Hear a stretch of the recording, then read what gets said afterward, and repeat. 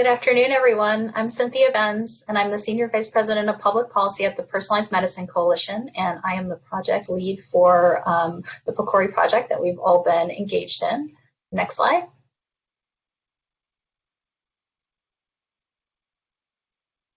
On behalf of myself and the entire project team, made up of David Davenport, Jaswilla Sampson, and Daryl Pritchard, it's my pleasure to welcome you to what's the third in our series of roundtables to develop a patient-centered research agenda for personalized medicine. Next slide, please. Today's agenda follows the same format as the one we used on Monday. We had made some changes from the discussion on Friday to allow more times for our patient participants to share their thoughts. Because so many of you have joined for a previous session, I'm not going through an extensive introduction. I'm just going to primarily emphasize the background for the project, recap what we've heard so far in the first two sessions, and share the objectives for today's session. And it is our final session. Next slide, please. Next slide. The reason PMC sought a PCORI award is because there are real gaps in evidence that are standing in the way of personalized medicine making its way into the healthcare system, and there are barriers to patients accessing personalized medicine even when it does. I know that all of us at PMC have become even more aware of this problem over the last 2 weeks as we've gone through these sessions, and we felt, even at the time when we applied for the award, that it was important that stakeholders across the healthcare spectrum gain a better understanding from patients and caregivers why this is the case, and try to identify research topics that begin to address the barriers that are experienced at the patient level. Because personalized medicine and patient-centered outcomes research share the same goal of shifting away from one-size-fits-all medicine to one that's tailored specifically to patients' individuals' characteristics and their circumstances, we still continue to believe that it's valuable to pursue development and publication of a research agenda that reflects what patients want to see from personalized healthcare. The principles underpinning the potential research questions that have been circulated in advance of the 3 roundtables, and they're going to be laid out a final time by our moderator in a few minutes, were developed by patients, caregivers, and patient advocates over the past 1.5 years. Those were then translated into a draft list of research questions, and then more than 70% of patients and patient advocates that have been engaged in this project went through a priority ranking for the potential research questions. We feel really fortunate that we were able to add some additional voices to the conversation with the shift to virtual format, and that we have some additional questions for discussion through the virtual sessions. Next slide.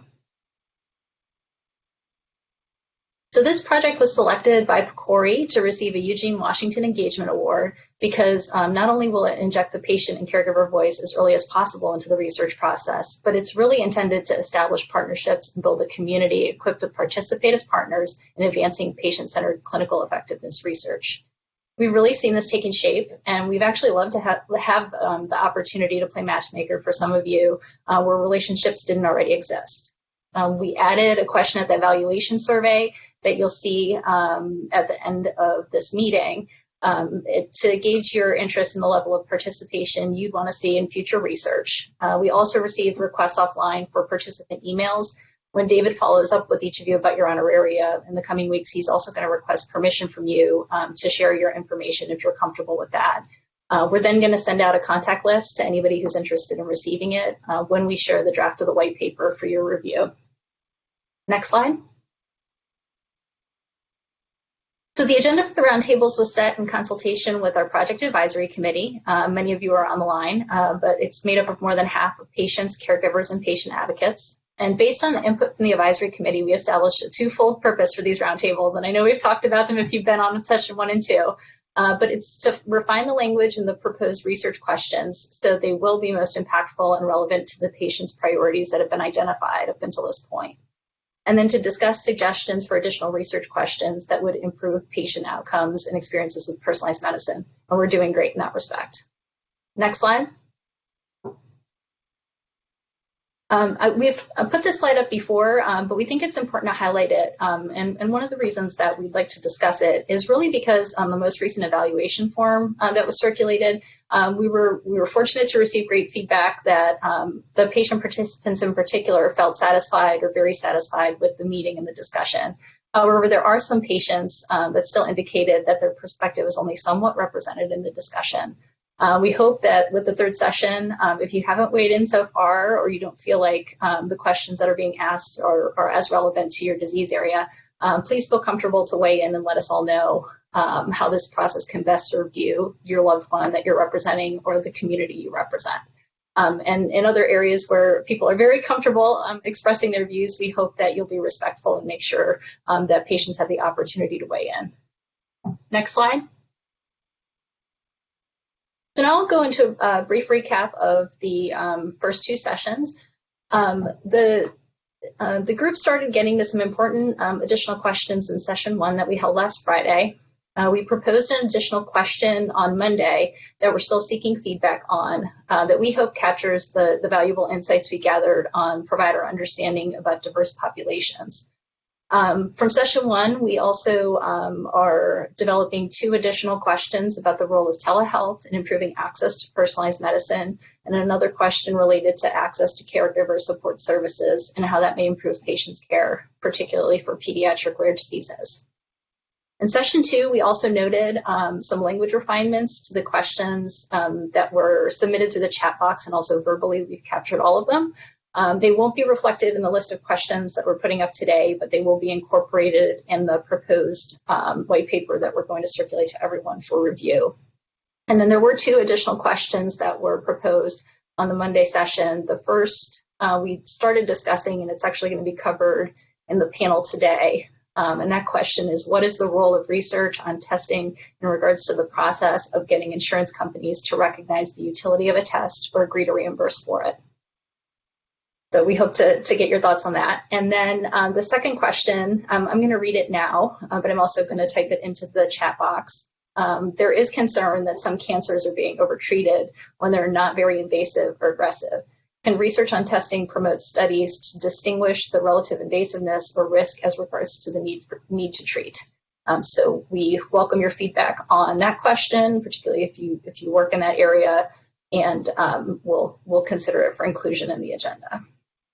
And all of these questions are still open to feedback offline as well. Also in session one, we acknowledge that there are issues with underrepresentation in research that aren't the fault of the impacted communities. And we ask that you provide your thoughts on disruptions in the healthcare system that you feel are necessary to address the systemic problems with how research is conducted, who does the research, and how research gets funded.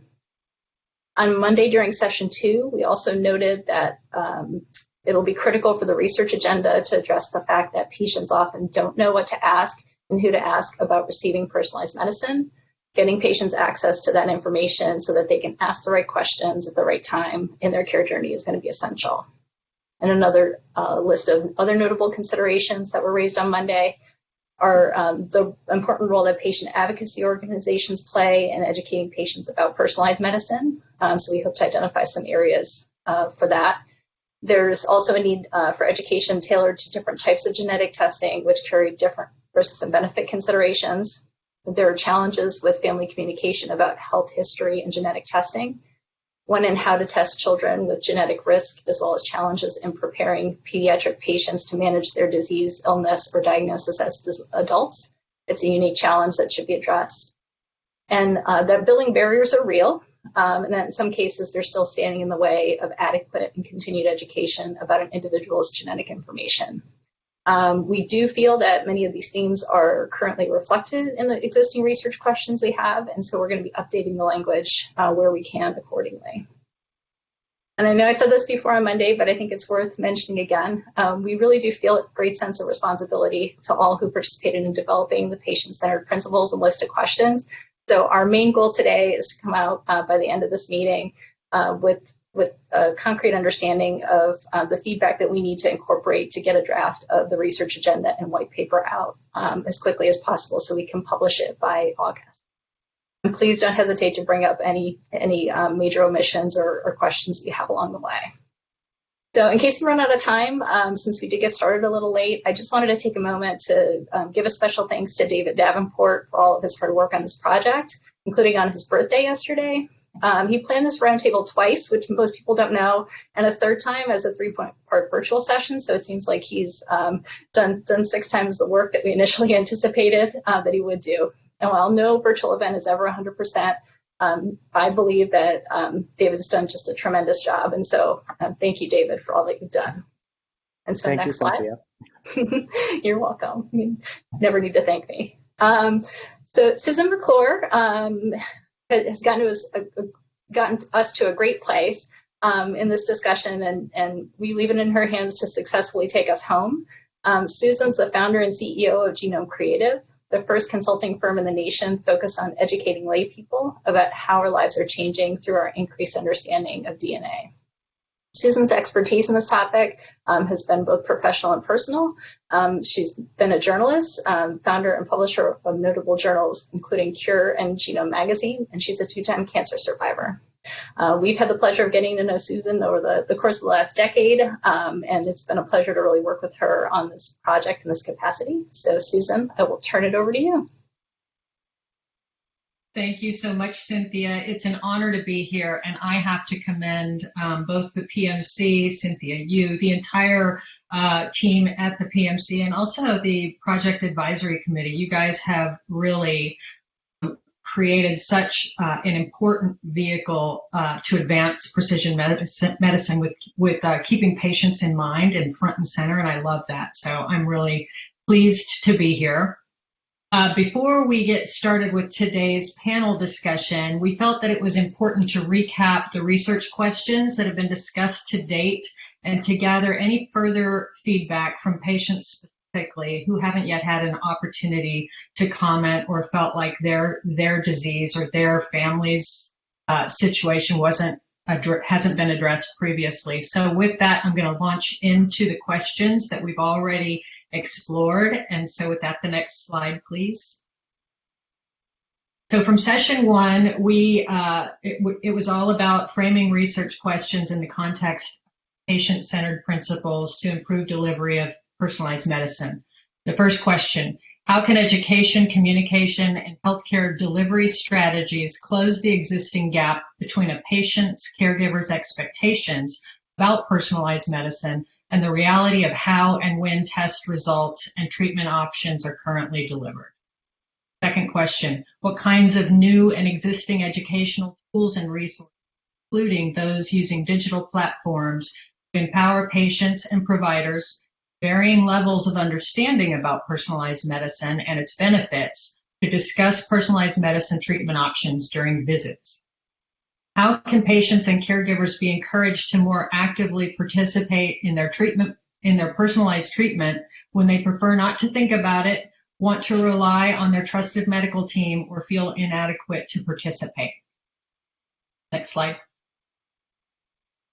How can conversations between a patient and healthcare professional about personalized medicine treatment options best address issues related to access and affordability of care? How can healthcare professionals and patients navigate language and cultural differences when discussing personalized medicine treatment options for delivering and receiving care? How do patients' needs and access barriers, including those related to cost and affordability, change depending on the purpose of a genetic test? Example, to identify the risk of developing a disease versus to identify an appropriate treatment. How can outcomes research in personalized medicine consider the impact of treatment on a patient's financial health, psychosocial well-being, and experience receiving care? Next slide. How can the roles of other healthcare professionals beyond a patient's physician, such as nurses, nurse navigators, genetic counselors, and pharmacists, be maximized to improve the delivery of personalized medicine? How can barriers for physicians and their medical teams in discussing and sharing with patients and caregivers information on personalized medicine, including testing, patients' results, treatment options, and enrollment in clinical trials, be addressed? What strategies should be used to improve the knowledge and expertise of primary care providers, the integration of personalized medicine into clinical practice?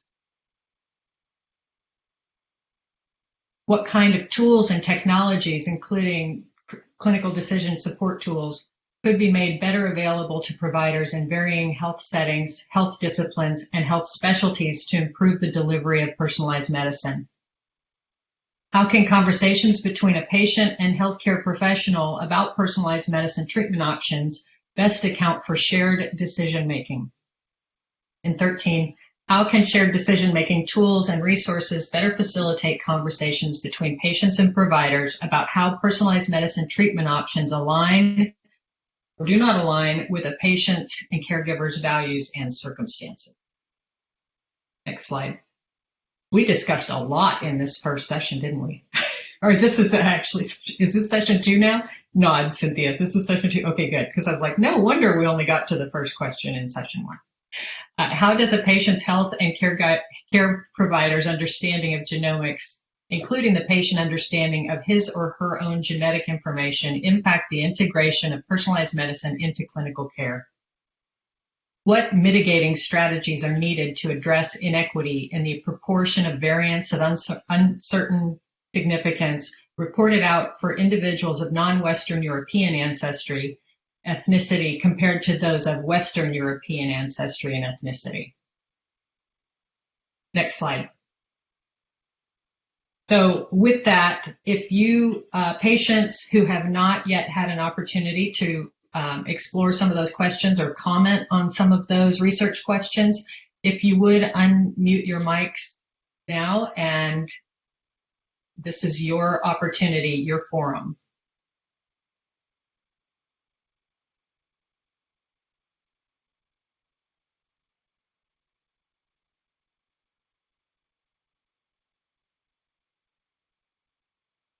So it sounds like everybody feels they've been heard and that these research questions to date are good. Great. There's been a lot of work put into those questions, and we've had a lot of discussion around them. So I'm glad to hear that there's consensus there. So the past 2 sessions have generated, as you can see, robust discussions around the importance of education and communication between patients and their healthcare providers. We've discussed access issues, both logistical and economic. We've discussed cultural disparities and systemic barriers of all kinds. We've discussed why these issues are important and what is currently being done to improve the delivery of personalized medicine within the healthcare system. Today, we get to explore the how. How can we disrupt the healthcare system to advance personalized medicine? And in thinking about that, the notion of disrupting something as complex as our healthcare system sounds daunting. But I'm reminded of a great quote by the Dalai Lama, who said, "If you think you're too small to make a difference, try sleeping in a room with a mosquito." And I think that's very appropriate to today's discussion. So with that, we are joined by 3 organizations, people from 3 organizations who are working to reshape the way care is delivered in a variety of forward-thinking ways. We have Ann Quinn Young, Chief Marketing and Development Officer at the Multiple Myeloma Research Foundation. We have Jonathan Hare, who's the co-founder of EP3 Foundation and the CEO of WebShield. We have Tina Whitney, who is joining us by phone. She's the manager at Network Medical Management, Clinical Quality and Compliance for Harvard Pilgrim Healthcare. And so I need to remind you guys that if you have questions for any of the panelists, you can propose them in the chat function, the event chat function, while you're muted, and I will ask those questions to the moderators at the end of their presentations.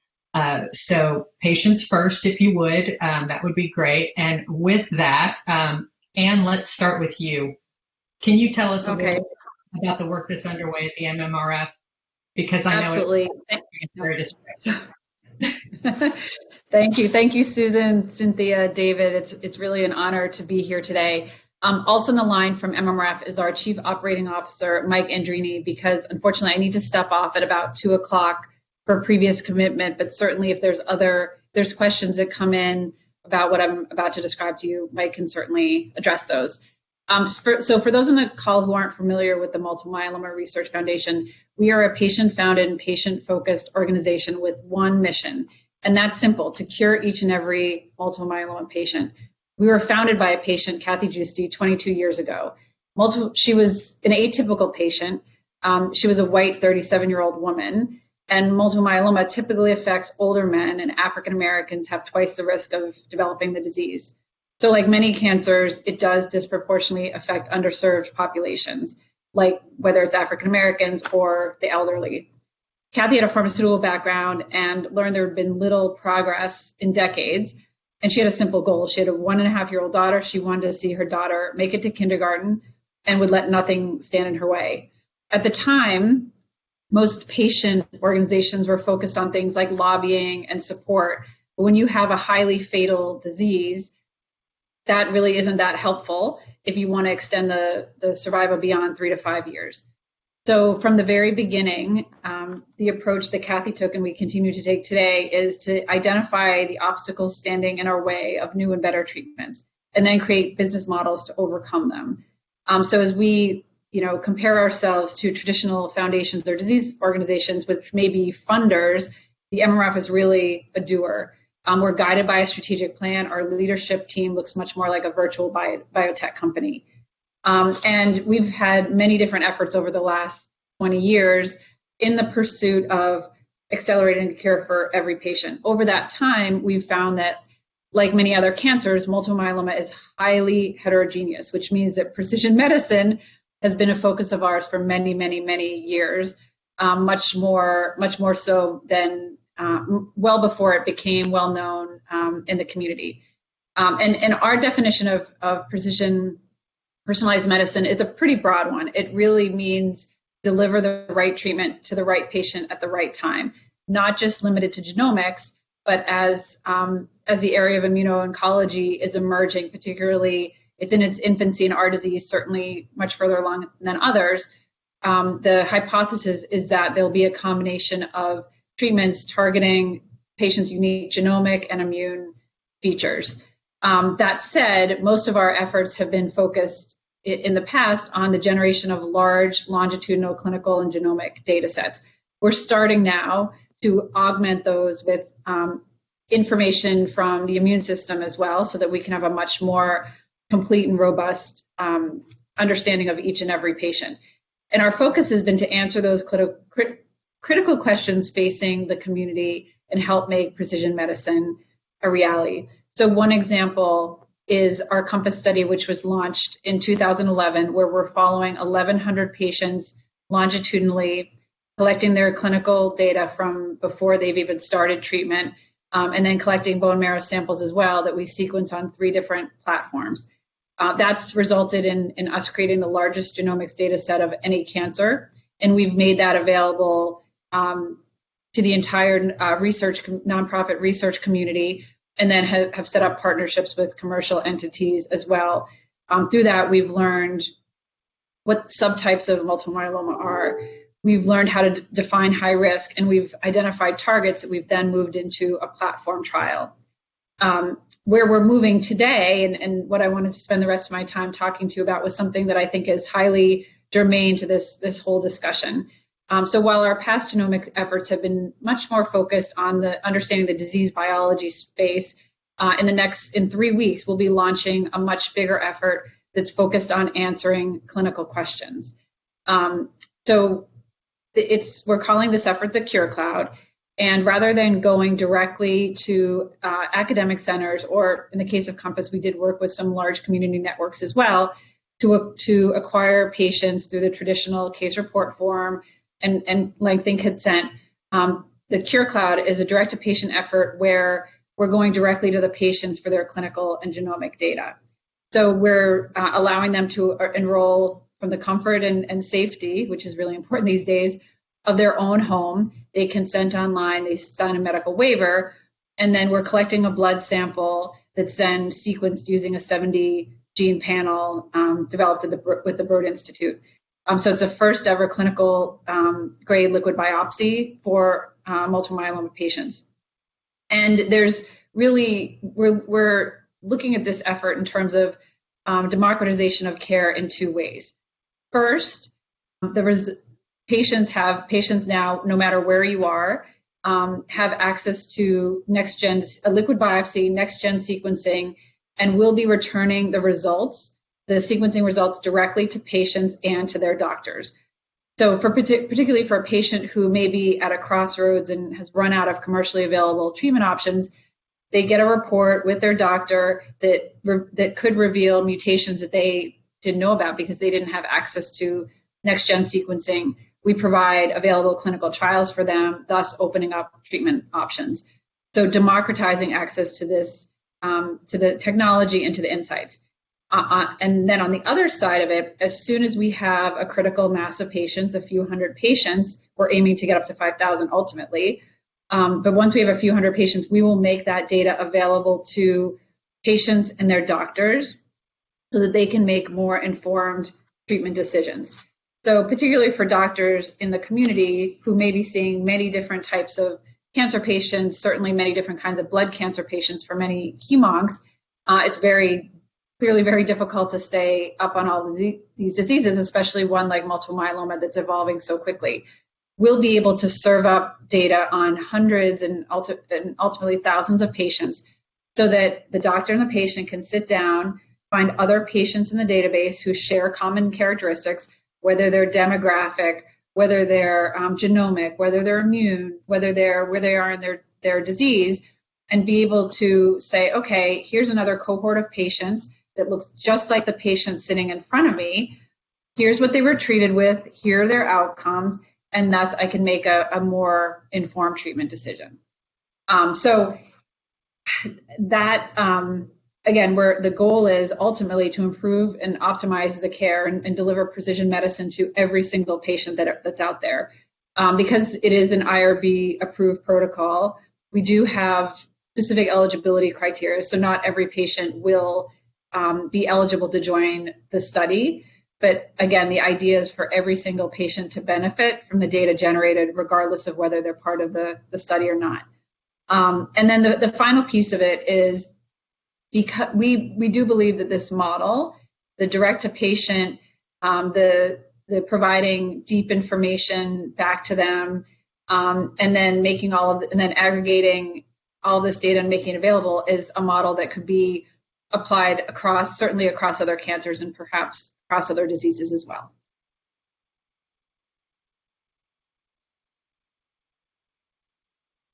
Oh, you're on mute, Susan. Thank you. There's a question coming from Joan Powell, and she is asking, are there special clinical trials available for the large African American myeloma patient population? And if so, what is the percentage participation? So to my knowledge, but we can certainly check on this, there are not trials that I'm aware of specifically for the African American population. Through our own efforts, and more on the data generation side, Compass, for example, we're very proud of the fact that, unlike many clinical trials, we were able to really capture a representative sample of multiple myeloma in the United States. For example, about 20% of myeloma patients are African American, and in Compass, 17% were African American. And we had an age range that went from a patient in their early 20s all the way to patients in their 90s. So again, unlike traditional clinical trials where they tend to be a population that may be more white, and younger, we've shown that at least in one instance, we were able to capture the full diversity, and that's certainly our goal through CureCloud as well. Great. Can you also speak a little bit to the work that you're doing with the CRAFT Personalized Medicine Accelerator? Sure. Our founder, who still serves as our chief mission officer and is involved in setting still setting the strategy for the MMRAF. For the past 4 years, she's also co-chaired a program up at Harvard Business School, funded by the Kraft Family Foundation, Robert Kraft of the Patriots. And that's really been designed to bring best practices of precision medicine across every disease. She was asked by the dean to lead that program with another professor at Harvard Business School because of some of the successful models that the MRAF had put together. Over the last 4 years, she's brought more than 300 different leaders across science and technology, patient advocacy, pharmaceutical company, and even direct-to-consumer companies up to campus to really understand and publish and communicate the best practices for bringing precision medicine to every patient. To put a plug in for that program, and I did see there are a number of people on this call as well who have been involved in one of the work streams. There will be a presentation of kind of the culmination of the work up at Harvard in partnership with Faster Cures on a webinar next week, June 30th. So I'm happy if others have questions about how to access that, to share that information as well. Terrific. Andrew, I may be mispronouncing your last name. Is it Siopek? Anyway. Kipek. I like it. He asks, is the liquid biopsy testing paid for in full by the trial, or is insurance billed? Also, are treatment selection and clinical outcomes tracked after testing results are returned to patients?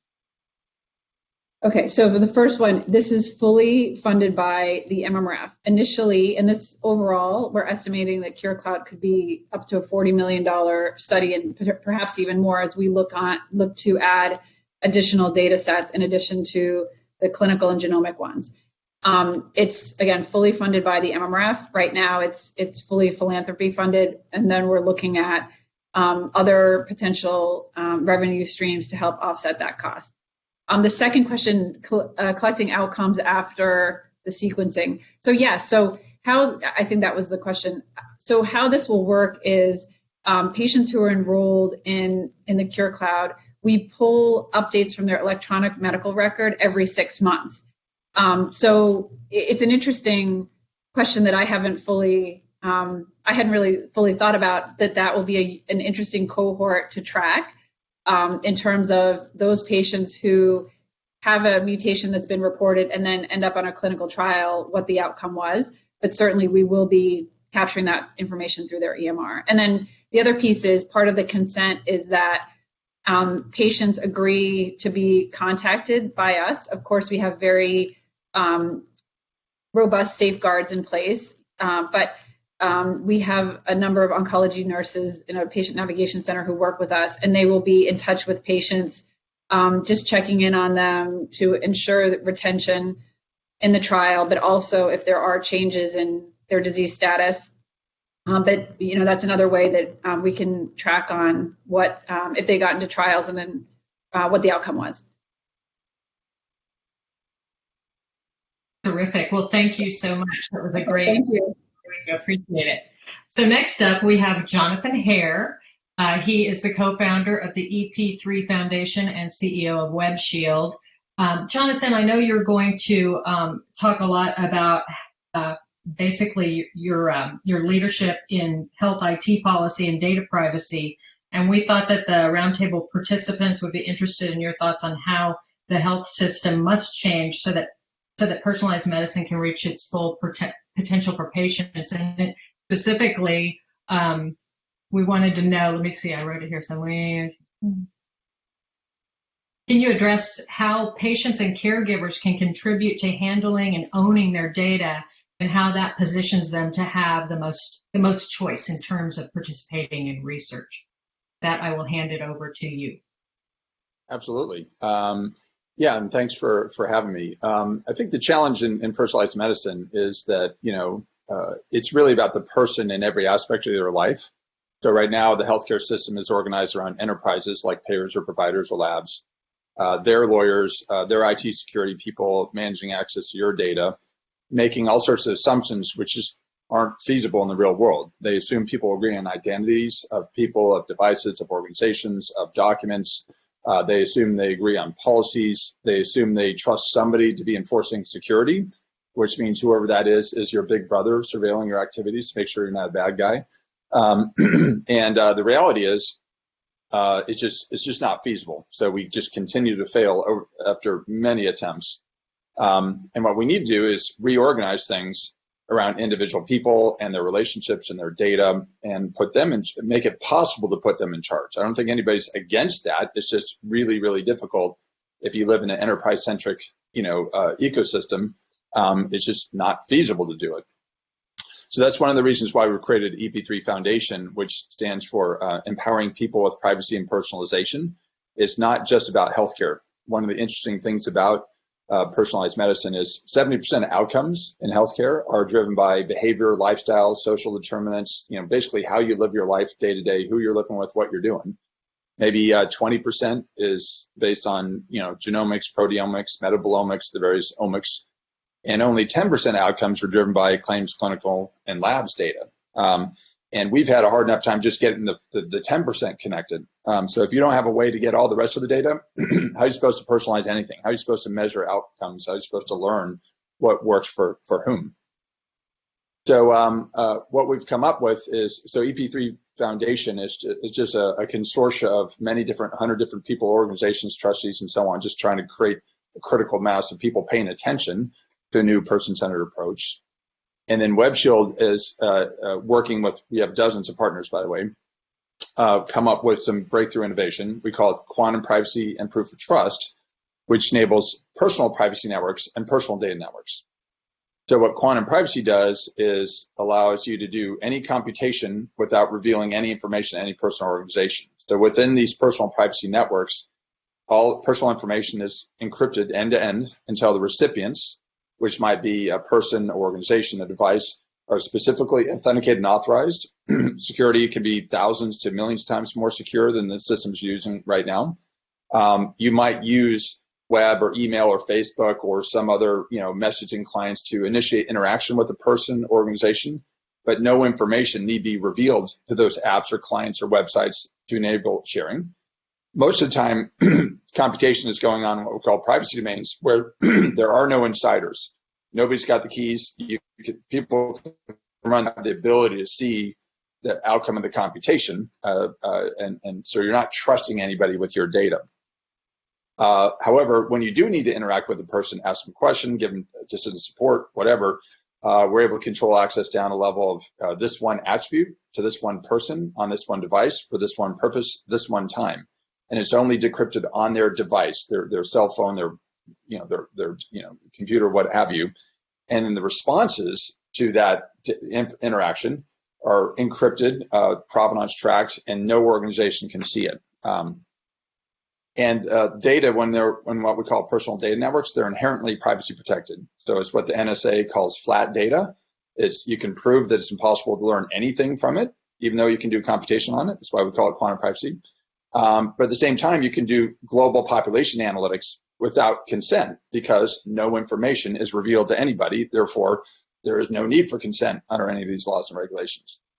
Now, to do this, by the way, to do sort of simultaneously do precision personalization and population analytics, a whole bunch of different types of resources are necessary. You need, security infrastructure, you need hosting, you need data, you need to be able to rely on contracts that already exist. You need to be able to send messages from, clinicians to patients, all of which require, these are valuable resources. So what we do is we make any of those resources just a URI, like on the web.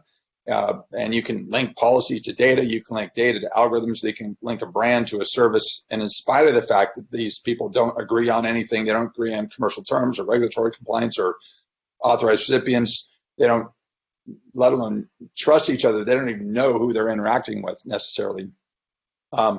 Their trust criteria, commercial terms, regulatory can be enforced end-to-end. So it's bound to any of these resources. They're enforced anywhere across the network. So no matter who you interact with, which devices, applications, people, your policies are being enforced, and the other participants' policies are enforced end-to-end. And those policies are automatically bound to or linked to any aggregate that includes your resource, your data, the output of your algorithms, what have you, any computational output derived from them, any user or system responses through time. So 100 years from now, if there's one attribute that had to be HIPAA compliant, the network will still be enforcing HIPAA. HIPAA won't be a law, we'll all be dead, it won't matter, but just so you don't have to consult with your lawyers, all these policies will be enforced. We're so strict about privacy, we can simultaneously satisfy all the privacy laws and regulations, yet still enable global personalization, right?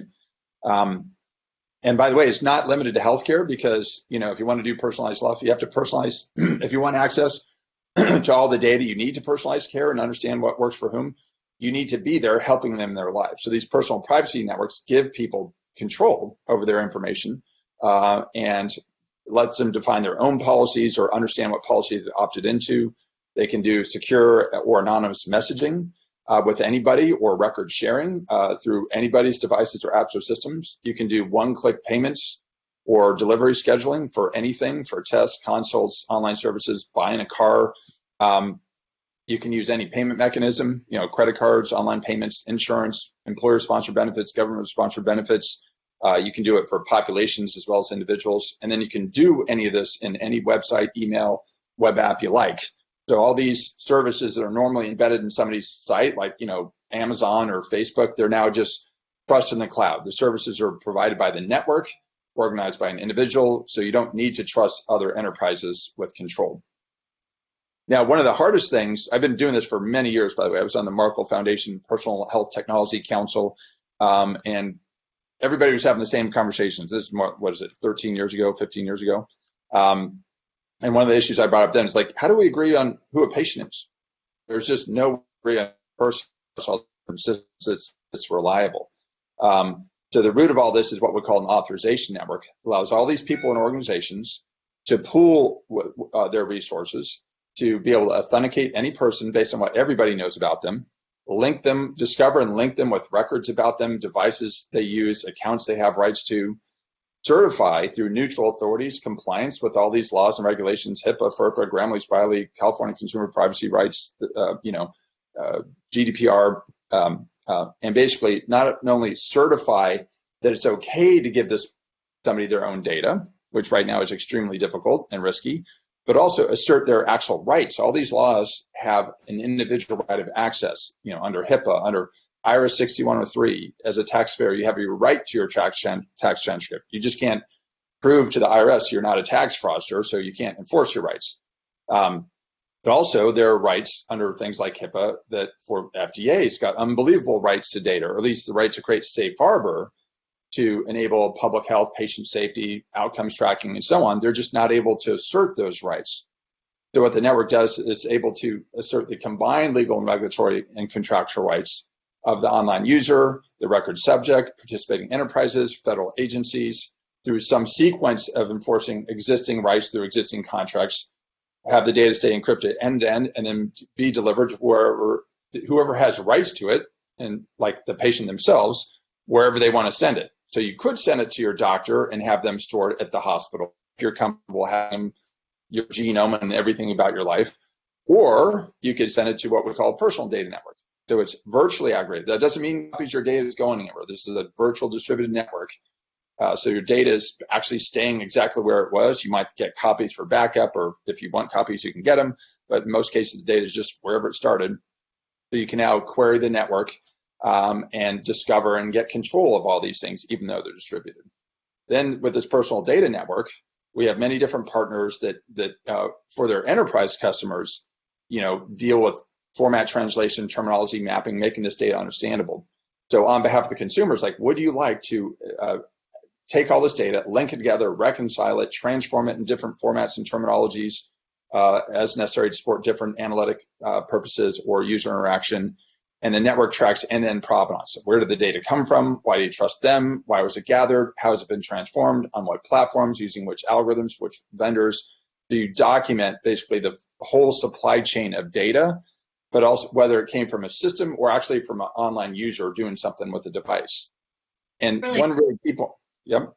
I'm saying it's really interesting, and I think we're going to get into some more of this in some of the research questions. And I also have one follow-up question for you that I'd like to save until we get to those questions.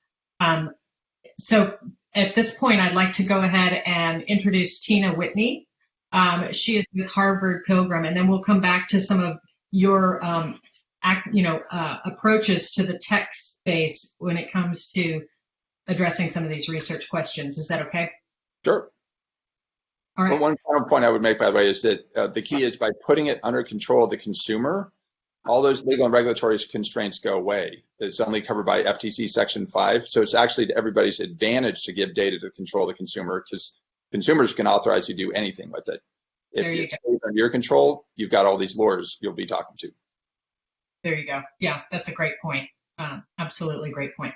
So Tina, I understand that you're on the phone, and I wanted to give you a few minutes to speak to patients also about some of the innovative things that Harvard Pilgrim is doing to disrupt the healthcare space. You know, when you think about insurance companies being, the word disruptive doesn't necessarily come to mind, but you guys are doing a lot in the space, and it's broad and it's big. So with that, I will turn it over to you. So thank you. And can you hear me? Yes. Are people able to hear me? Okay, because I have a big delay on what I'm watching, so I don't know who's going to be in my place as far as looking at. And I apologize, I had technical issues today, of course, the third round, and didn't have issues on the other two, but I apologize. Right. So Harvard Pilgrim Healthcare has been involved in a lot of innovative contracting, and really under the leadership of our CMO, Michael Sherman, who hopefully I will speak well for the work he's been doing in this roundtable. For many years now, Dr. Sherman started with value-based contracting for pharmaceuticals and pharmacology. With the rising cost in drugs and treatments, he worked with many pharmaceutical companies to get value-based contracting, which means that the medications had to prove that they worked in order to meet full payment from the Harvard Pilgrim. And those contracts worked very well. So he moved into the space of genomics and genetics, and we've been doing this work for probably 4 years now, working with some of the genetic providers. Very interesting work.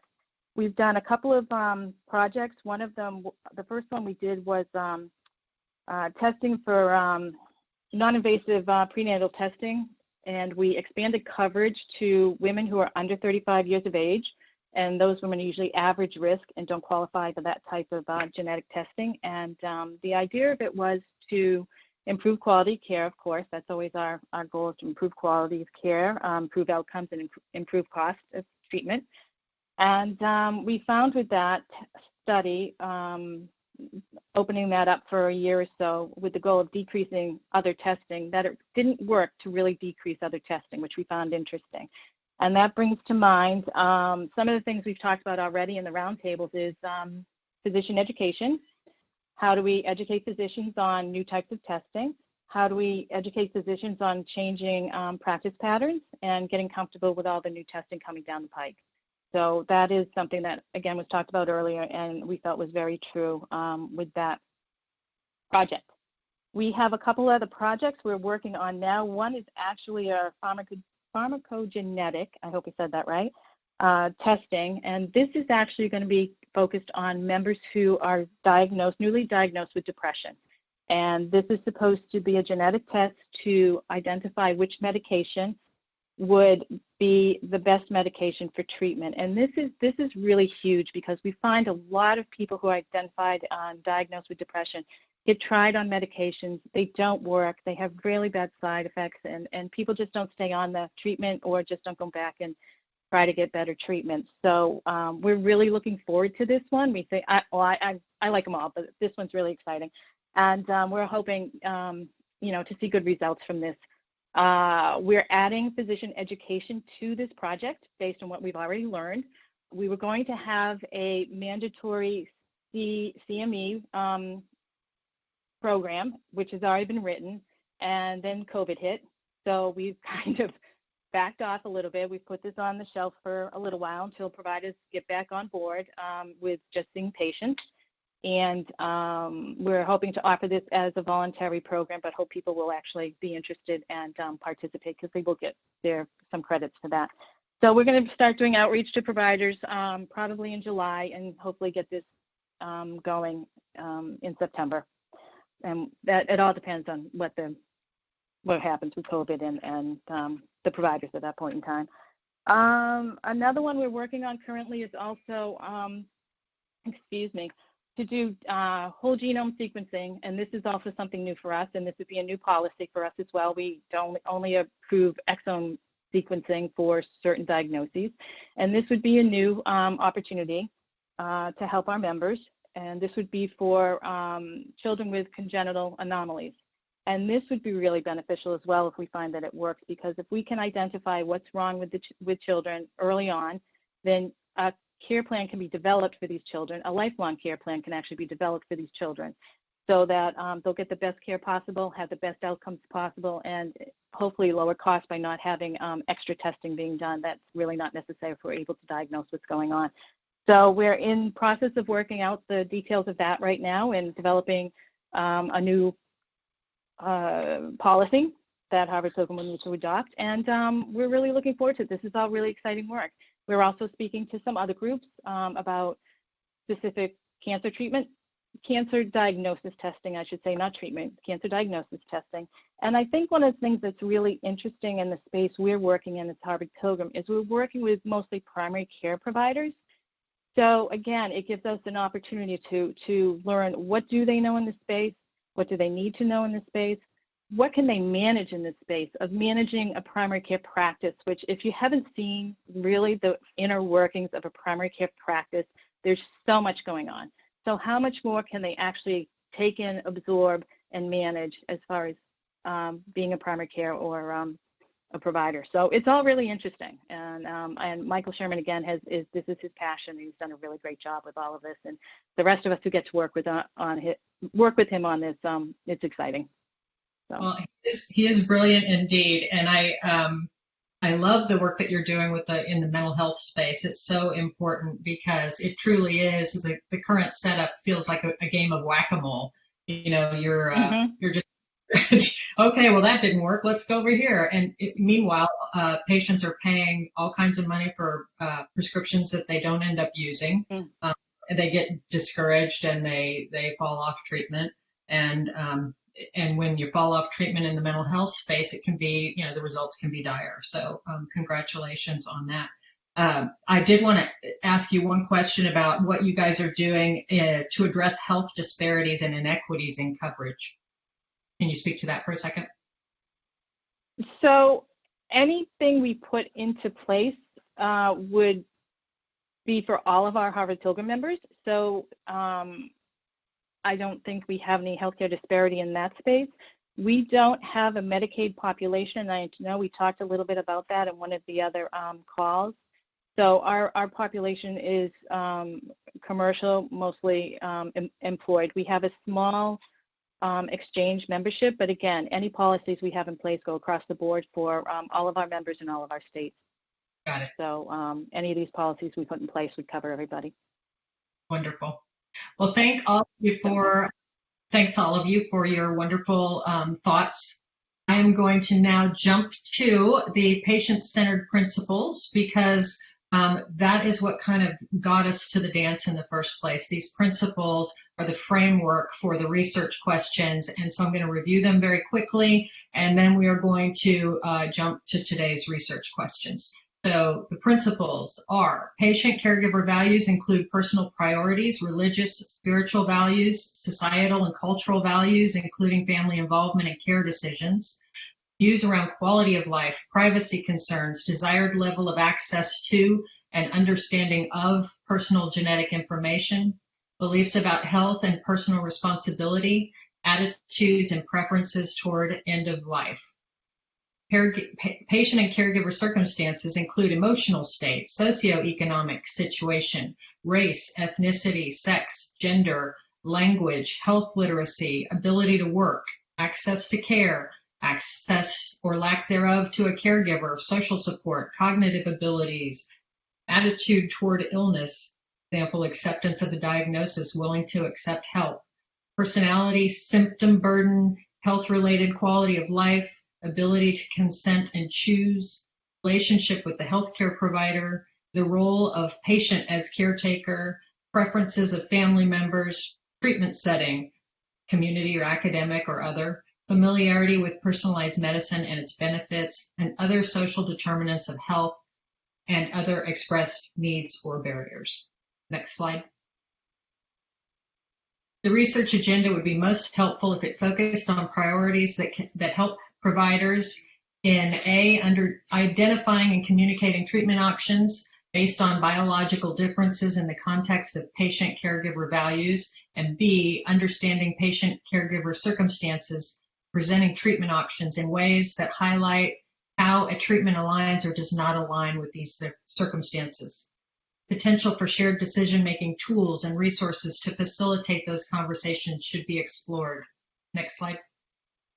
The research agenda should address the education of patients directly by considering the education of patients and caregivers as a continuing process over time and not just at diagnosis, including basic education defining personalized medicine and its benefits, how both patients, caregivers, and their providers can improve communication with each other, and how to close the gap between patient-caregiver expectations and the reality of how and when test results and treatment options are delivered. Educational tools and resources, including those available online, should address different learning styles and levels of health literacy. Next slide. Opportunities to educate providers in genomics should be considered. We touched on that a little bit just now. Along with providers' varying levels of understanding of genomics and varying levels of access to new and existing resources, such as translational tools, depending on their health setting, community, academic, or other, health specialization and health discipline, pharmacists, physician assistants, genetic counselors, nurses, etc. This includes opportunities to educate providers and other healthcare professionals in training. The agenda should consider how to use oncology as a prototype for patient and provider education in disease areas beyond oncology. Next slide. Access challenges beyond those created by a lack of communication and education should also be considered. This includes timely access to novel and or off-label therapies as a result of affordability, insurance coverage, and provider availability. The research agenda should be representative of diverse patient needs, diseases, backgrounds, and experiences, example, stage of life, disease trajectory, socioeconomic status, and health literacy level, including patients underrepresented in medical research. Specifically, the research agenda should apply across disease areas. This includes considering how the research agenda can apply to additional disease areas as new personalized medicine treatments come to market. This includes potential research project or topics related to the management of comorbidities. Next slide.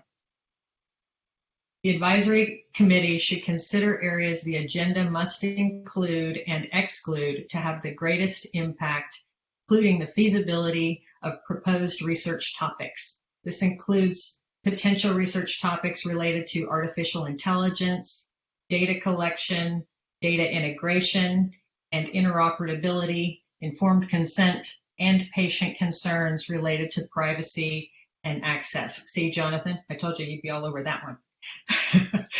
So next slide. So before we jump to the proposed research question, Diane Heditz wanted to comment on a question from session 2. So Diane, could you unmute your mic and make your comment, please?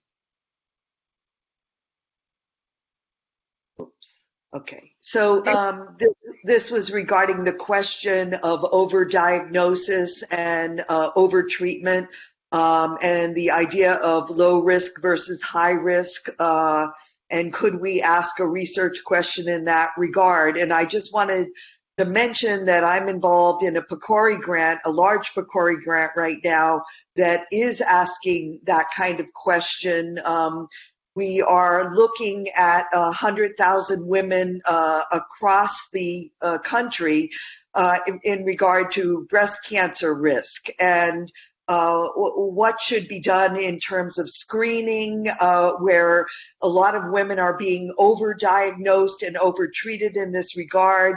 And so we have a lot, this is a large trial, and there have been some challenges, but this kind of research is definitely doable. And I was just saying in the comments that I vote for it to be included in our white paper because I think, well, there are a lot of initiatives trying to look at testing the right people, the right timing, screening, and I just think it's a very important thing. It's called the Wisdom Study. It's done out of the University of California system. So it was statewide, and we just expanded it nationwide.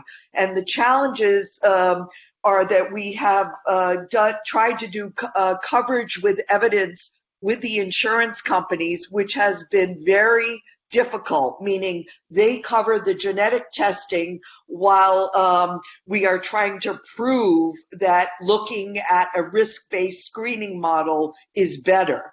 And so Blue Shield has stepped up to the plate, and individual employers have paid for their own employees to take part in the study, specifically paying for the genetics, but it has been very challenging in that regard. Plus, the other challenge has been getting underserved people to participate, but that's nothing new. So we've really focused on that as we've moved along the study. So that's basically what I wanted to say. Susan, can I make a comment? This is Marcela from the National Alliance for Hispanic Health. I just want to make a comment to follow up on Diane's comment. Actually, Diane, we had one of the people from the Wisdom Study to present in one of the webinars that we had on cancer related to social determinants of health. And in fact, they're having a webinar today. I'm going to put the link on the chat because the Wisdom Study is having a webinar today. So if anybody's interested, I think it's at 6 p.m. Eastern time, like 3 p.m. Pacific time. So I'm going to put the link there so you guys can check it out. Right, that should be very good. We're having an epidemiologist and Dr. Laura Esserman, who is the PI for the study, and it's specifically on the disparities in research and what can be done about it. That's great feedback. Thank you so much for making that comment. Laura Holmes-Haddad says, I completely agree with Diane. Wisdom is so important to the breast cancer community. So great thoughts, and thank you for that. Okay, so we're going to jump in to the final round of research questions. And so with that, I'm going to read all of the questions at once, and then I ask everybody to unmute themselves, and this is where free flowing, and you guys just make comments as you see fit. So the next slide, please. Today's research questions are, how does affordability and insurance coverage impact a patient's timely access to novel and off-label therapies? How can longitudinal outcomes research track the value of personalized medicine in preventing the onset of a disease or a condition? How can insurance providers and other members of the healthcare community work together to develop value-based contracts for personalized medicine treatments that have higher upfront cost? Next slide. What factors contribute to underutilization of personalized therapies? How must the healthcare system change to address those factors? How can the informed consent process for research participants be improved to account for evolutions in technology such as artificial intelligence, establish trust with patients over the use of their data in health research? So unmute your mics, please, and we would love to hear from patients first. So if you would, let's see, we have Richard Knight. You had a question for Tina. Does your company offer Medicare plans? And if so, will they participate in Medicare Advantage for dialysis patients? So we can start with that. Yeah, hi. Yes, we do have actually a Medicare Advantage plan, and yes, we will be participating in the dialysis portion of that program. And Dr. Paley, I thank you. I see that you have something to say, but I would really love to hear from the patients first, and then you will jump right in, okay? Thank you. Tina, thank you for your answer. This is Richard Knight again. I'd also like to make the observation that I think one of our biggest challenges is dealing with the underserved populations. I hear comments like that's difficult to do. and that's how it always has been. From a dollars and cents perspective, it always just seems like it makes sense to deal with the populations that are going to be most adversely affected by, if you talk about COVID-19. And there are a number of companies that simply were doing research that did not particularly address or include this particular patient population into their clinical trials. And again, in organizations such as this, where you have a number of different entities that include patients, include companies that may be doing the clinical trials, I think it's a good opportunity to work together to take advantage to address some of those concerns. There is a specific strategy that can be employed where this can be done, and I'm sorry, I do want to be respectful, but not dealing with that is simply unacceptable. For our organization, the status quo is not acceptable. And we're working with companies to address that, but not being able to find any or they won't participate, I'm not going to... That sounds like what they were doing on Capitol Hill yesterday. not being able to find them. I'm just going to be very positive and say we have to make a better effort to get it done. And a lot of that entails taking a perspective that, yes, we can get it done. We may not know how to do it, but we need to get that done. And I understand that you get a grant, you have to get something up and going very quickly, and you don't have time. Well, the time to get something done that's critical is not when you need to do it on an emergency basis. So it's time to develop the methodologies and the processes that I think can allow you to have success. The time to do that is now. As part of this effort that we're doing right here. So I commend you guys for putting it together.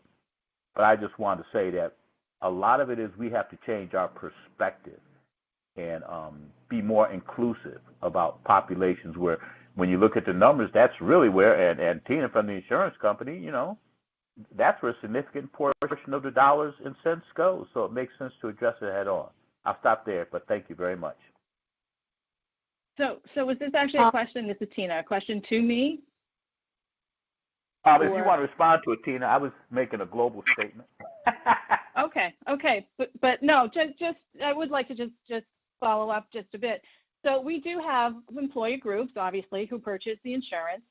And if any of them were involved in any type of clinical trial and wanted to come to us to have a discussion on that, we would welcome that. We've never had that happen. So that's interesting. We also do cover populations that seek care in qualified, federal qualified healthcare centers. So I'm not saying that we don't include everybody. We include people who purchase our insurance.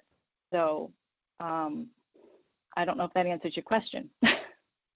Well, it does. It does. And I know we've been working with many insurers to address the Medicare Advantage 21st Century Cares Act when it's available for dialysis patients. Very, very different and somewhat difficult population. And and that's new. That's new that they're allowing that for the Medicare Advantage. And yes, we're accepting that. Absolutely. Okay. Hey, Dr. I commend you for doing so. Dr. Pally, I'd love to turn the mic over to you for just a minute as well.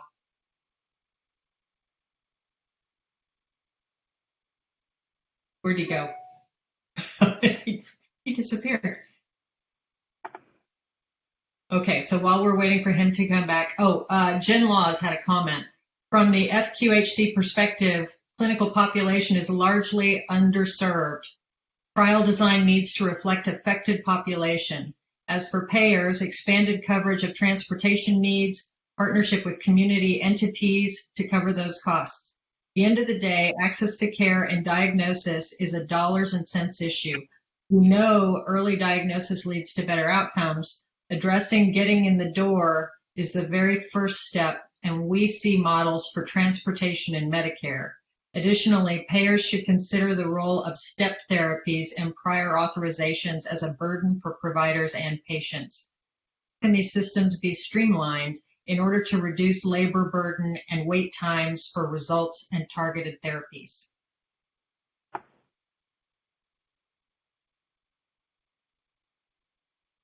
And Joan, I believe you have a comment.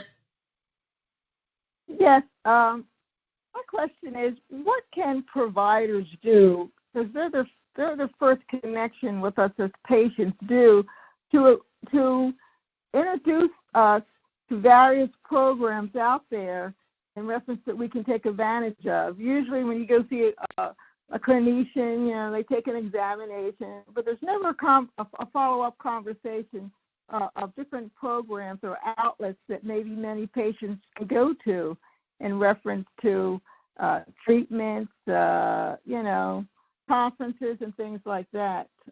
It's just basically, you know, let me check your health, your vitals, and, you know, how's everything going, and goodbye. Is there a way that the physicians, clinicians can get more involved other than the examination portion of an office visit?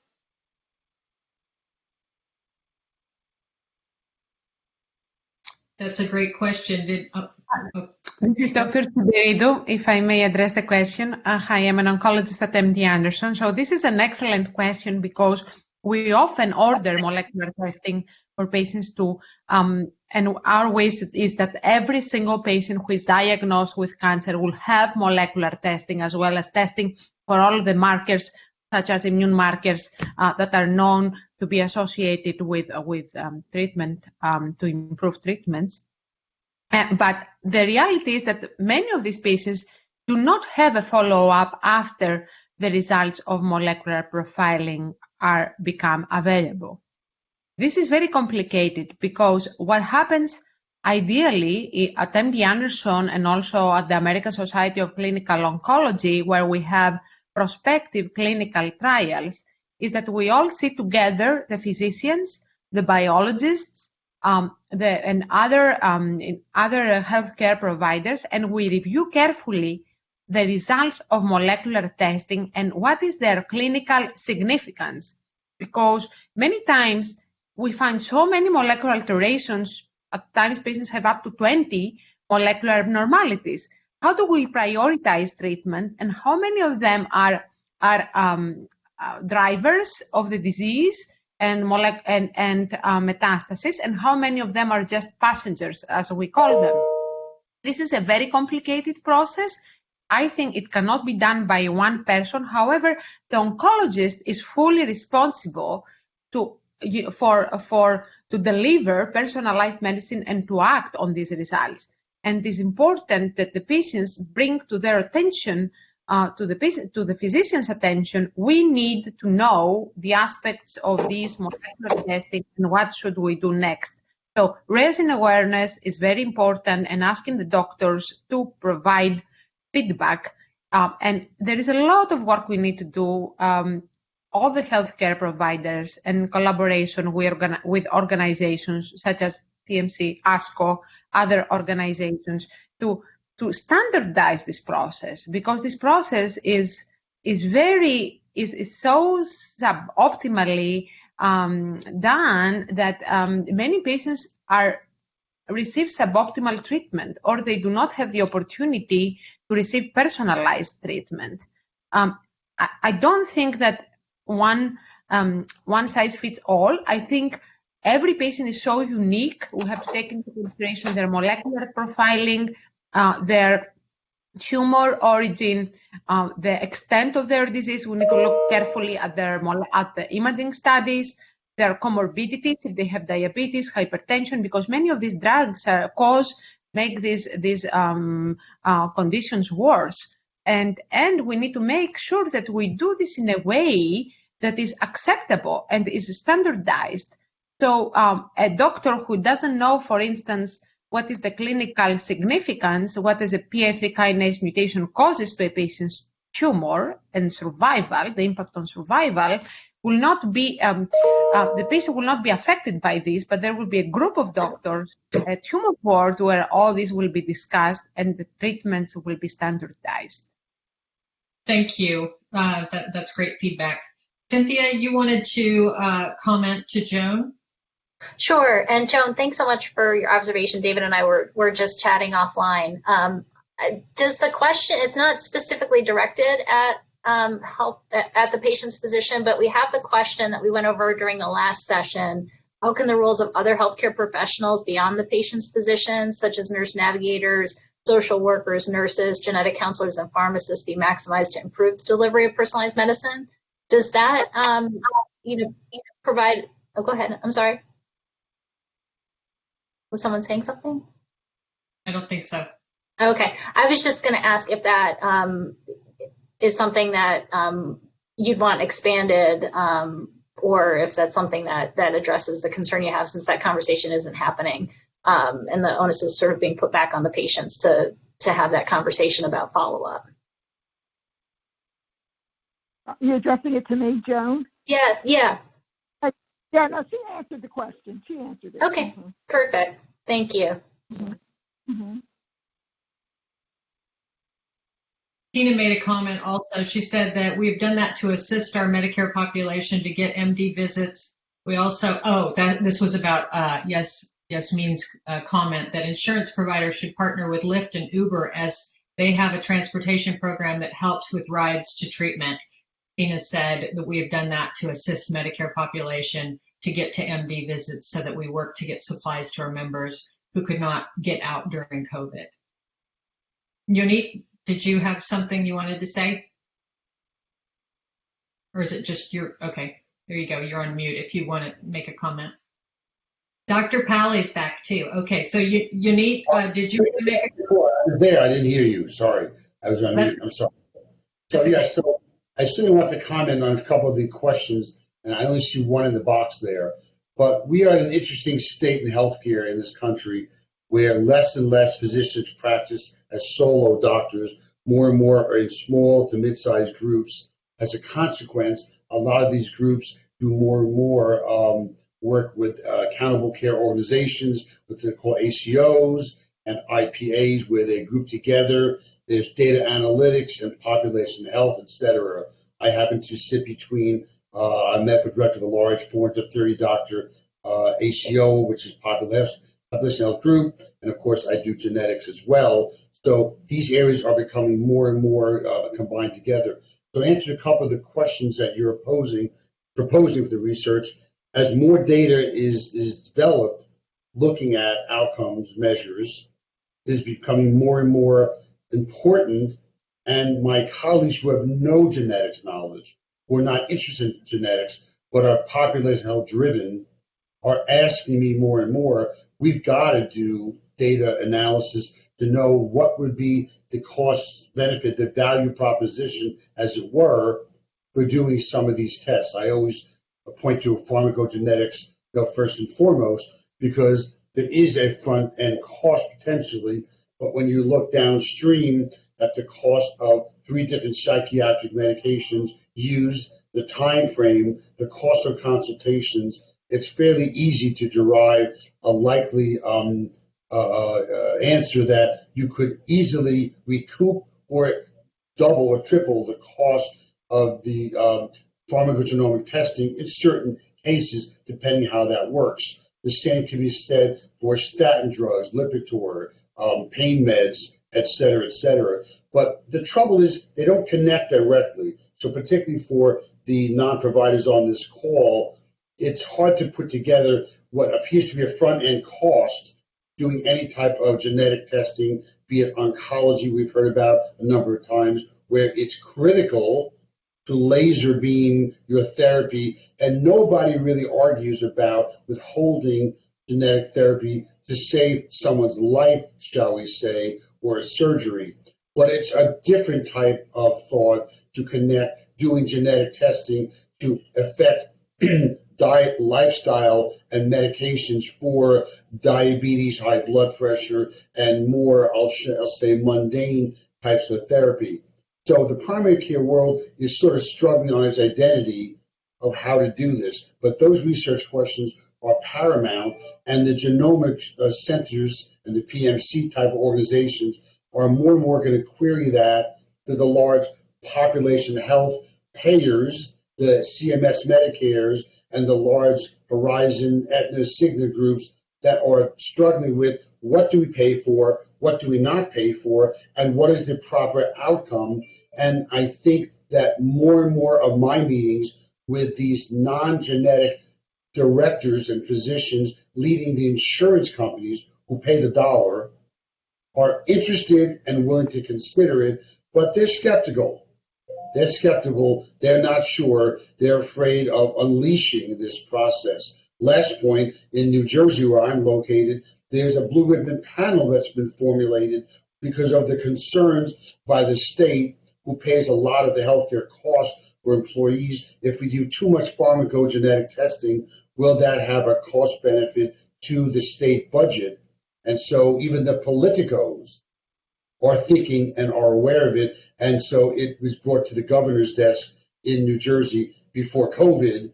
Of course, it's now way on the back of his desk, Susan, and everyone else. But these are issues that are rising and percolating through primary care, specialty medicine, to the payers, and to the population health group as well.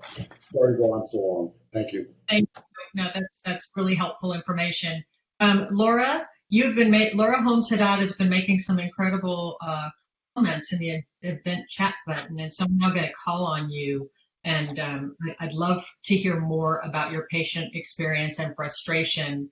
And so chime in. Hi. Here. I'm sorry, I'm having trouble with my video, so it'll just be my voice from behind the curtain. Yes, I just wanted to add to Jen's comments, which were just so relevant in my experience of the frustration that occurs when the patient resources are not shared in a visit. So when a patient, and obviously I'm just talking about oncology because that's what I have experience with, you see the provider, you see the oncologist, their time is limited. You hopefully are referred to an oncology social worker, but even then, the resources that are available are not necessarily shared with you. So the burden to ultimately to find resources for rides to treatment, for non-medical expenses, we in the US are built around a nonprofit system, to me, that fills in these gaps. And so it really falls to the patient and their caregiver to find these badly needed resources. So I just wanted to add that. I think people are working on it, but I hope the connection between the nonprofits and the providers can be closed so we have a more effective communication. That's great. And thank you for letting me call on you. Let's see. Jen, you asked a question in the chat function. Jen Laws, do you want to ask it in front of the group here? She asked if there is an answer in payers partnering funding programs with patient advocacy organizations to help with peer education and support.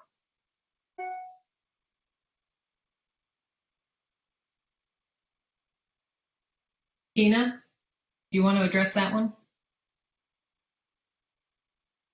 I was pondering that.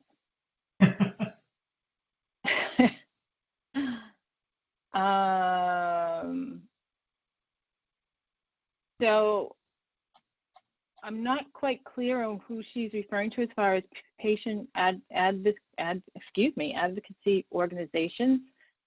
But I would say if we adopt certain practices in the scope of genomics, we would be offering educational materials on our and wellness education on our wellness platform to our members. I don't know if that fully answers the question, though.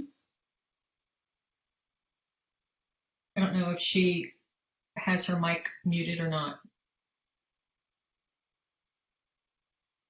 So we do a lot of community outreach, but I don't know if that specifically answers it. Yeah. Okay. This is Diane Haditsian, another advocate, another issue that can help these kinds of things. I was on a webinar this morning about diversity research. And the African American researcher from Atlanta was talking about a study that she had done that showed that when there are navigators involved in the patient's care, that the outcomes are distinctively better. And surprisingly, she said that the patient navigator group versus the nurse navigator group had even better outcomes. So I know that navigators are part of the ACA, and there was, but I haven't followed whether that was a requirement of ACA, but I don't know where we are on that part of ACA right now. Does anyone else know? Can you hear me? Yes. This is Fen Laws. I'm sorry. I'm trying to get my my mic and video stuff corrected. So the navigator programs of the ACA, while they exist in terms of legislative design, the funding got gutted by the Trump administration. So it's not there. But what we found in HIV as a Ryan White funded FQHC background is that peer navigators are often far more familiar with system design and navigating those systems than even nurses are. Nurse navigators are very familiar with treatment options and things like that, but patients cannot consider effective therapies if they can't figure out the system, period. Right. There's no way around that. And as far as advocacy organizations, you've got patient advocacy organizations, you've got a immediate base of peer navigators right there, often on a volunteer basis, which I've got really, really strong feelings about, especially for marginalized communities that don't necessarily have the same employment and income opportunities.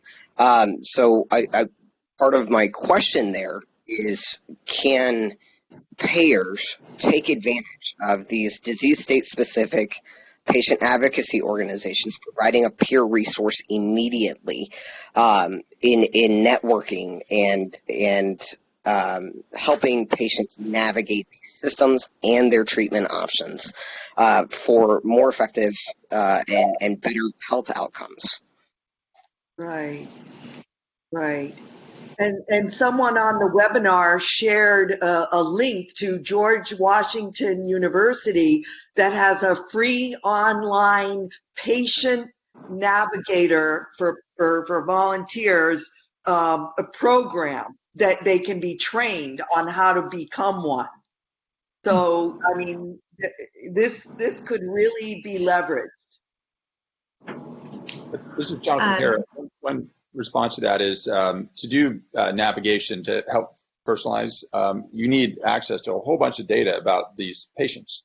You need to know income information, residency, eligibility, their diagnoses, and so on, which is fragmented and is highly regulated data. So assuming you had some peer or nurse navigator, do they have the information to do that effectively? If you can't solve the data access problem and the linking problem and so on, it can help, but the studies have shown that it's ineffective unless those people have access to the data necessary to make informed decisions. Okay, well, I was specifically talking about navigating patients that have come into the system to navigate them toward personalized medicine and precision medicine. In other words, using them as educators as to how do we get people to even know that this is available, and that I was kind of answering that kind of question. Yeah, and the challenge is, I agree with your point. If for chronic diseases that are widespread, those models work better because there are everybody's got diabetes. If you're a diabetic, you can become an expert. Personalized medicine, they're effectively rare diseases. So, like, how is some navigator supposed to know which personalized therapy is going to work for you if it's a rare disease that they have no knowledge of? Right, but not all personalized medicine is rare. I mean, hopefully personalized medicine will be used in every aspect of medicine. Agree. The way I look at it is personalized means personalized for you, which means you're one person. So you have a bunch of different factors that have to be taken. So you are a rare person. right? So to do that, to personalize effectively, you need to know a lot about them. It's highly sensitive, regulated data. Unless you have that information, you can't really personalize it. I think this is Nadine talking. Can you hear me okay? Yes. Yes. So I'm a genetic counselor, and I had a couple of comments, but the first is that Diane had said something Monday and again today that I thought was really key of thinking outside the medical community. Because when we're talking about educating that there is a test available to see what genetics you have that could respond to X. I mean, just getting the word out that that's there, I mean, that's marketing or education. That's not what we learn as medical professionals. We don't learn about how to create a 2-minute video that gets across a message that leaves an impact, but there are people who are trained to do that. And I think the same with navigators, the information that they get, they can't even get, they're not going to be able to get a diagnosis and what treatments they've tried if they don't even get in the door. So the navigator I see as someone who could just scan the hospital to see, are there genetic counselors here? Is there a research center here? Is there a diversity office here? Is there a social work office? Get the phone numbers and have a meeting with every person diagnosed with cancer, or have a meeting with every person diagnosed with X condition that has genetic testing available. So I work in a cardiology space. Everyone with hypertrophic cardiomyopathy qualifies for genetic testing, national recommendation, and probably 2% of people who actually have the diagnosis get genetic testing. And I think part of that is that medical professionals are trained to treat what they specialize in. They're not trained to do a query of hospital resources. And I just feel like it's really key in creating collaborations with people who have, instead of asking providers and medical payers who specialize in something totally different, to widen their skill set when there are people who can and want and are trained to do these things. And maybe it's just finding those connections, finding the things like a training to help with how do you scan a hospital resources? How do you know what transportation systems are available? I don't know that as a genetic counselor, even though I care so much about getting people in the door who haven't traditionally had this resource, to stay on top of what transportation methods are available to patients is, I probably knew it 2 years ago. It may be the same, but someone who actually is responsible for training on that and staying up to date. Right. Really and I've got news for you. This is happening right now. It just is not being corralled by the healthcare system to make it, scalable. For instance, I've been peer counseling for the past 17 years, women who are newly diagnosed for breast cancer. Most women I talk to do not know that there are tests that can help them not have to have chemotherapy for their cancer. A very small amount of women with breast cancer are helped by chemotherapy. We never knew that before. Personalized medicine has now helped that with Oncotype DX. So these simple things, these simple messages about personalized medicine are not getting out to the masses. And the U.S. population is not trained in science, so we're not kind of pushed in that direction to ask those kind of questions. And if a doctor is not up on the research, the genetic research, we advocates are. I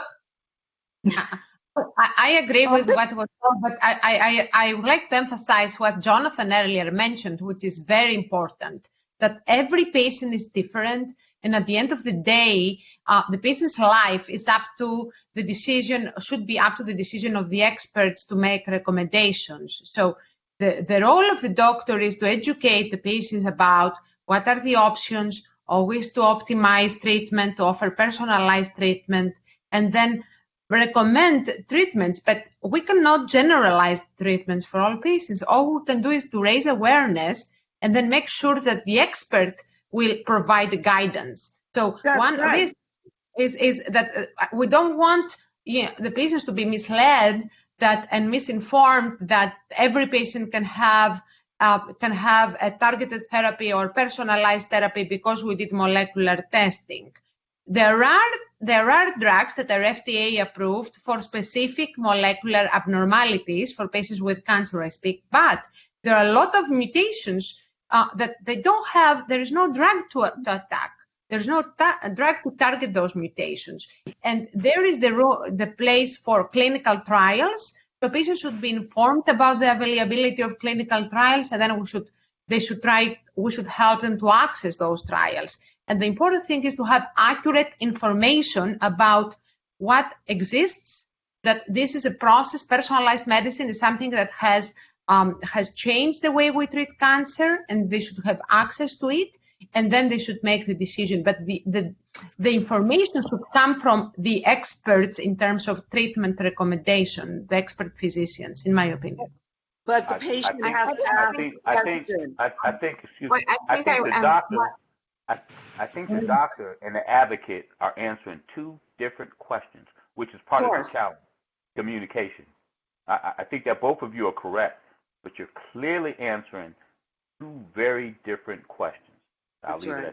I agree. I think I agree with everybody who said that. And I think, the question that the patients are raising, and with a patient navigator, is just getting the foot in the door and understanding the concept of personalized medicine so they can go to the doctor when they see the doctor and ask them about genetic testing or genetic testing for a targeted therapy, or if they don't need therapy, but they don't know even what to ask about genetic testing or molecular testing or molecular profiling. There's so many names, there's so many different tests.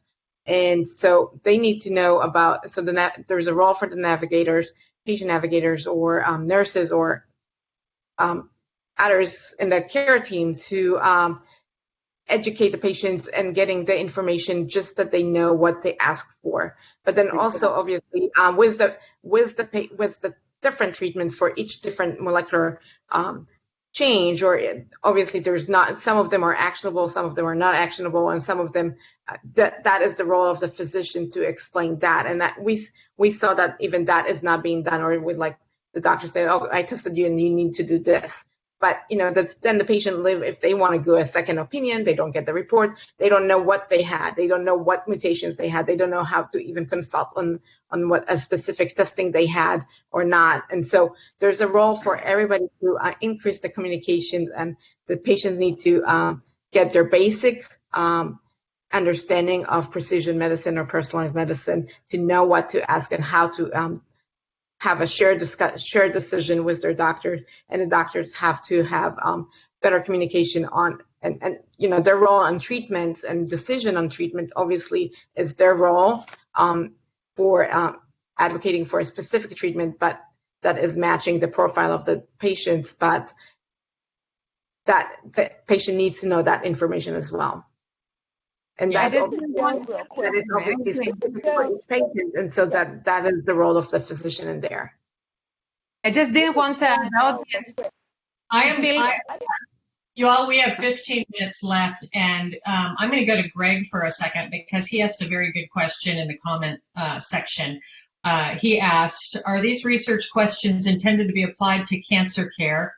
And the answer to that is it's supposed to be a broad, for any condition, not specifically to cancer care, but or other clinical situations. In some areas, they may not be appropriate. So you mentioned, Greg, question number 18 specifically, and I'm wondering if I can put you on the spot here and maybe just get your impressions of maybe how that question could be reframed. Sure. First, the conversation is fascinating, and the importance of patient navigators and sort of education about precision medicine, I think, is really key. And education broadly with the patients themselves, healthcare providers from primary care through the specialty organizations.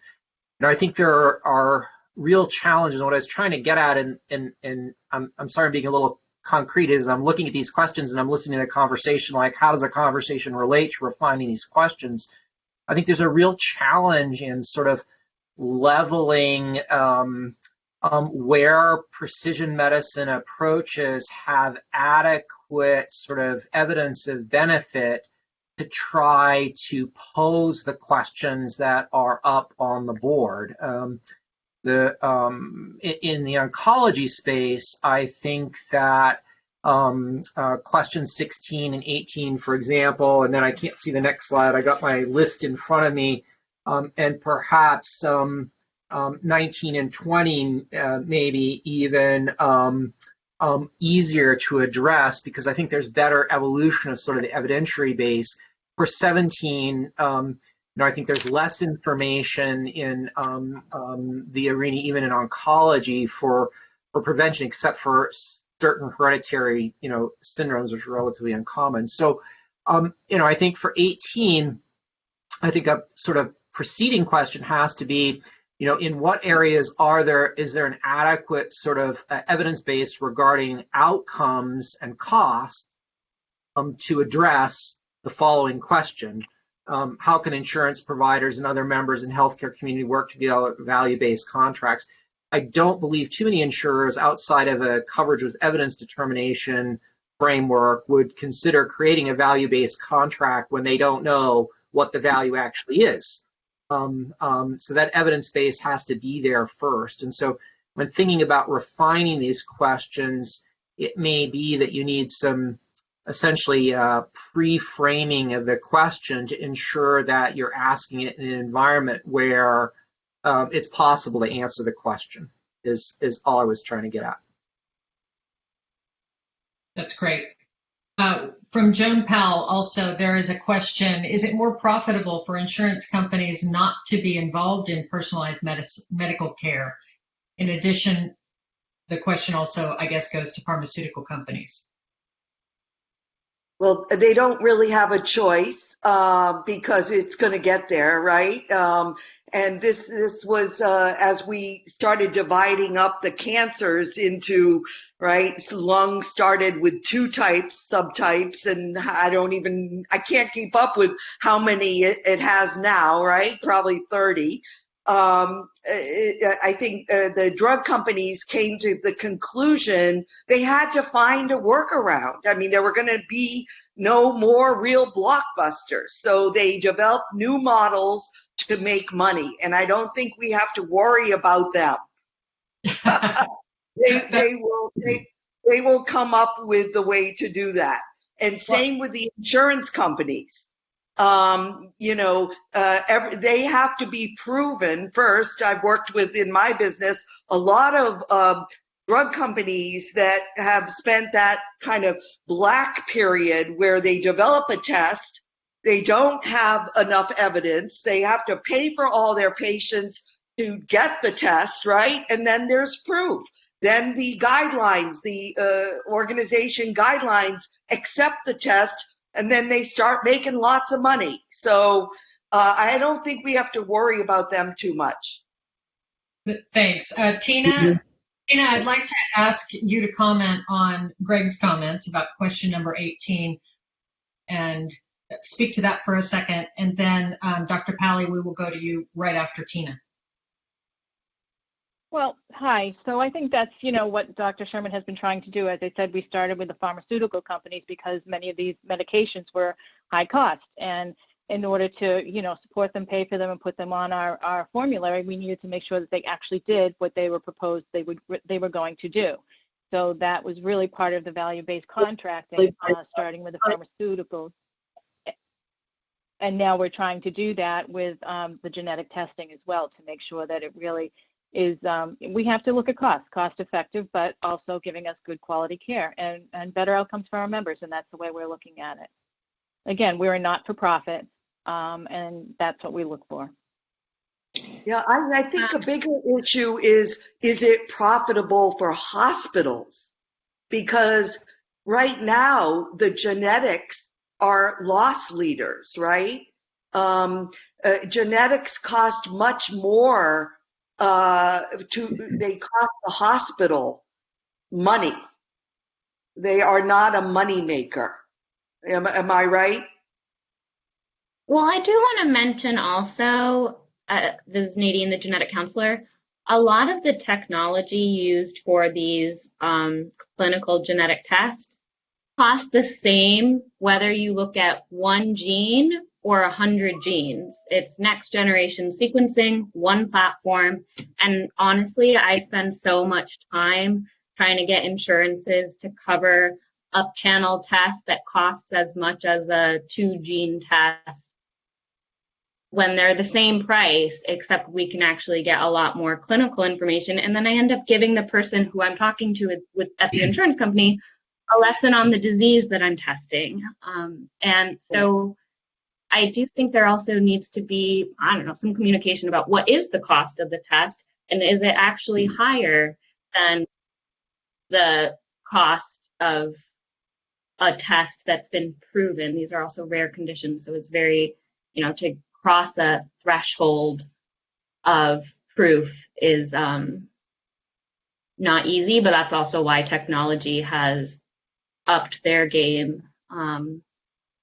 So that, I'll just comment clinically, the amount of time I spend talking to insurance companies is, and I'm trained to order genetic tests. Like that's what my training is. And it's incredibly frustrating. I agree. I think next-gen sequencing is very important. The problem is some FDA approved that drugs require one mutation, and there is such a discrepancy. But I think we have to try to have next-gen sequencing, multi-hundred gene analysis, because we do not know what really drives the cancer. For instance, I speak about cancer, and there is a relevance between the clinical activity. So if one drug is the driver and there are some other mutations, if a mutation is the driver and there are other mutations, those mutations may affect how this other mutation works. So it is important to have complete understanding of molecular testing rather than test one test at a time. But this is very, very complicated about reimbursement and cost, etc. Great. Thank you so much. We have Dr. Pally and Jonathan here are going to be our two final comments, and then I'm going to turn it over to David Davenport for some closing thoughts. So, Dr. Pally? Yes, Susan, I'll be brief. So there's a comment, Joan particularly was questioning about insurance companies and cost and the pharmaceutical industry. So first of all, the pharmaceutical industry is highly committed to genetics. It is a huge 30% more, even higher of their budgets of every major pharmaceutical is based upon genetics and genetics testing for turning out. There's no question. So their commitment, both from an institutional standpoint and from a fiduciary standpoint, is huge. There's no question about that, whether you like that or not. People on this call who may not be aware that spinal muscular atrophy, a newborn genetic condition, can basically be cured with a $2 million genetic single infusion. That's expensive, but there are ways that will drop precipitously in the marketplace and cure certain rare conditions. Back to the insurance companies, as I said earlier, and everyone hopefully knows on this call, or if you don't, they have been reluctant players in the market, and they are more and more being part of it because of requirements to do so, because of promulgation, both in the news, by providers, by information brought to their attention. And if patients demand genetic testing when appropriate, they will respond to it. Naturally, there'll be costs built into insurance premiums, but their reluctance is changing over time. And it's not that everyone needs genetic testing or everyone should get genetic testing, but it's appropriate in certain circumstances. So they're kind of the Johnny-come-latelys, but the pharmaceutical industry is absolutely on board for many reasons about genetics. Thank you. Thank you, Dr. Pally. And Jonathan? Yeah, I'm building on Greg's point earlier, and I think the real issue is the absence of evidence is the issue. Unless you have evidence of which treatment will work for which patient, right, and you're able to prove that to payers, you know, how do you expect this problem to get solved? An example is CAR-T. There's curative therapies now for a variety of cancers, and because of the absence of evidence, they typically get approved, you know, after a step therapy. You have to try 3 other therapies and fail before you're allowed to try the new curative therapy. These other therapies are really expensive. So maybe you get 10 years of miserable life expectancy. And if all those are found, then they'll let you try this other curative therapy. Why? Just because they couldn't get the evidence, right? In fact, you'd save a ton of money using some of these curative therapies. And if the patient chooses, and you know you will, because it's like 250 grand a year for 3 stacked therapies. You just have to fail them before you try the new one. So why is that? They don't have the evidence. What if you had a systematic way of combining, there's no longer a separate provider, delivery, payer surveillance system. There's just one way of gathering evidence all the time, right, for selecting patients and then figuring out what works. And then, you know, basically, if you can demonstrate value, pay for it, right? Without the evidence, without the data sharing, without the coordination, you'll never get there. Thank you, Jonathan. That was a great comment. And now I'm going to turn it over to David Davenport, who's going to talk about the white paper and next steps. Great. Thank you, Susan. And thank you, everyone on the session today for joining us for our 3rd and final session. We really appreciated today's spirited discussion and everything that you've done to contribute to our project on the journey that it has been, not just the past couple weeks with the roundtable discussions, but I know many of you have been participating through the advisory committee and our web forum series over a year and a half ago. So thank you so much. We'll be following up with you all in July to share a draft of our white paper where we'll summarize the project, our series of discussions over the past week, and the proposed final research questions for the research agenda. We invite your feedback on those, and I know that there were some comments that we did not get the opportunity to hear today, so if you have any additional thoughts, please do send me and Cynthia an email. You're welcome to track any changes on the Word document of the proposed questions, and if you missed a session as well, you're welcome to go back and take a look at those. Finally, you should have all received an evaluation survey, and we really encourage you to fill this one out. We've added a new question for this evaluation survey on what your level of interest is in participating in future research that comes out of this agenda. That's a very important component of our project, because at the end of the day, we not only want to develop this research agenda, but establish collaborations between our patient participants and other people on the line, including our researchers and healthcare professionals who might undertake future endeavors to answer these questions. So thank you again for joining us, and we really appreciate everything that you've done to contribute. Thank you. Thank you. Great work, guys. Thank you. Bye, everyone. Thank you. Thank you, everyone. Good call. Thanks. Thanks, everybody.